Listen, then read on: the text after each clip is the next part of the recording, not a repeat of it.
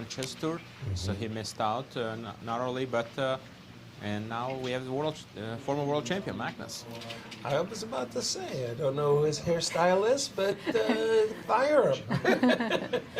Magnus Carlsen, fashionably late, getting wanded. He looks like a man who retired. He looks like a man who fell out of bed.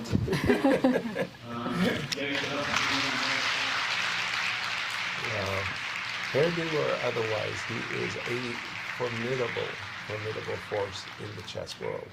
Just, what hasn't he done? It's been extraordinary.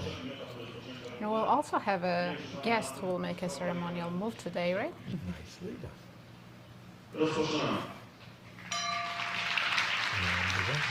I think they're starting.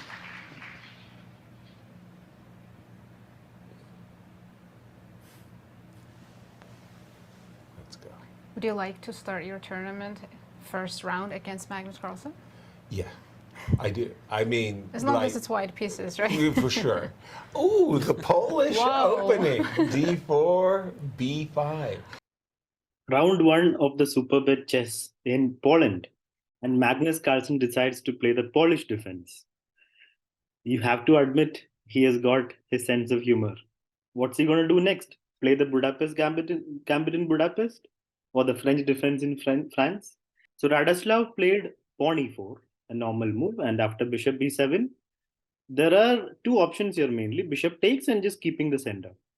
Radoslav goes for bishop d3, keeping the center. And after knight out, knight d2, he just keeps everything intact in the center. And here after knight c6, castles, Magnus plays a6, defending his pawn, rook e1, bishop e7. Black is all ready to castle, but here Radoslav plays the correct move, the move that keeps the advantage, a good advantage for white. Can you find out what the next move is? d5. The idea being after takes, he plays e5.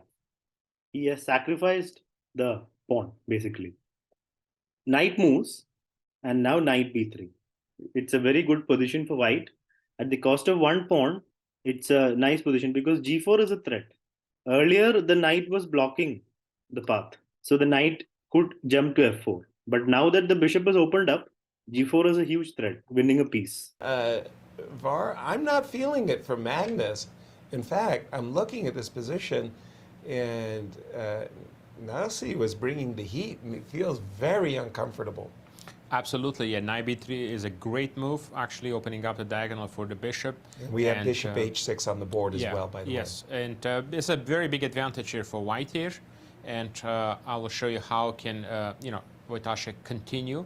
And I think Magnus is really taking a big risk in this game here. So in this position now, bishop h6 played, and the threat is g4, and after which your knight will be trapped. So you can play, you have two options. You have to play bishop f8, which is the best move, or rook g8, which is going to be a very ugly move. Just the idea that you can go back. Rook g8. Oh, wow. He went with ugly. So here Magnus played g6, bishop h6, stopping Carlsen from castling. Carlsen plays rook g8, and here bishop came back. So black is now in trouble because white's moves are also easy. Rook c1, knight c5, jump in with the pieces, activate the queen. Looks all good for white, for Radoslav. Knight g7, knight c5, queen c7, rook c1, knight e6, and we have takes, and bishop f1. Bishop b4, rook e2, knight e7, and rook c2. I mean, optically, it feels like white's got just about everything. After all, where is black going to put his king? How good or bad do you think this is, Nassim? I think white's winning. Just winning. It's just winning. So strong, yeah? I mean, control of the open file. But what Magnus has going in his favor is... that he's Magnus Carlsen. Well... White's still doing really well. Knight f5. So Magnus tries to exchange of things here. And Magnus is holding on because these squares are all covered. So he goes bishop g5, Radoslav. And now bishop e7, and a nice move, bishop f6. If bishop takes and pawn takes, that pawn would be very stable here, covering both the squares. So Magnus goes knight g7, and now queen d3. Just developing the piece. Bishop takes, pawn takes, and knight h5. And here queen c3. Complete domination here by Radoslav. He's punishing the world champion for playing slightly unsound opening. Pawn a3, queen b8. g3, he's just improving his position. Magnus goes g5, rook e1. g4 and knight d4.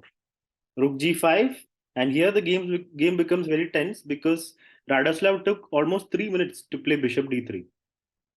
And that gives Magnus a small chance. He goes rook e5. h6. And that's why it's +5.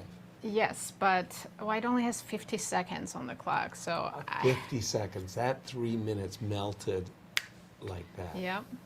And none of these moves that VAR was showing are intuitive moves. Well, so- bishop d3, I can get behind that one. Now the question for black is, if king f8 and king g8 is a dead end, you start looking for alternatives. VAR, alternatives for beside king f8.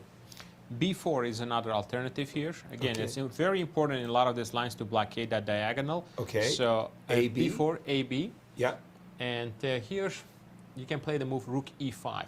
Just to complicate the matters, Wojtaszek has only 50 seconds, so still a lot of pieces on the board, and you still have to navigate through some of the complications here. Exactly. After rook e5. Like for example, here the best move is rook c1. Rook this position. c1. Not Again, rook not, e2? not intuitive. Not Like- rook e2. What?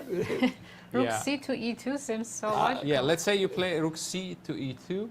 You still have an advantage, but now it dropped a little bit. I can take on e2, and then after rook takes e2, I can play the move rook By c8. the way, we did have, after the move bishop d3, Magnus did not play b4. He played rook e5. Excuse me, I'm just going to refresh my board. And Wojtaszek immediately responded with knight f5. So bishop d3, rook e5, knight f5, rook takes e1 check, queen takes e1 on the board, knight takes f6. The pawn's and off. Magnus got rid of this pawn that was clutching at his throat. Knight takes f6, and VAR jump in. Has the assessment changed greatly? Queen b4. Yeah, that's a great move now, threatening checkmate on e7. And Checkmate in one is forcing always, the move d6. I mean, After that- d6, After as serious d6, as you a play the heart move attack. queen c3 now. Oh, you don't play rook c6. No, just queen c... d6 on the board. what's wrong with Rook c6 is also very strong. Okay.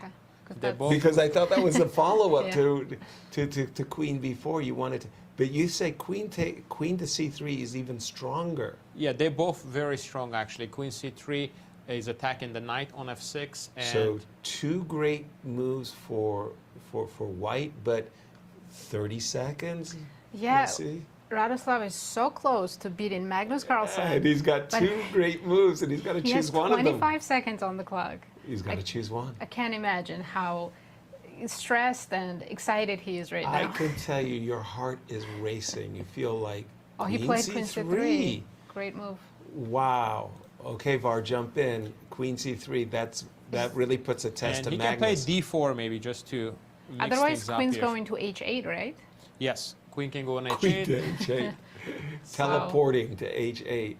So you can play d4 and then knight takes d4 Yeah. and play b4 is another idea, just to sacrifice the pawn to... But Black's king looks awfully vulnerable after d4, knight takes d4. I don't see how d5, d4 really help.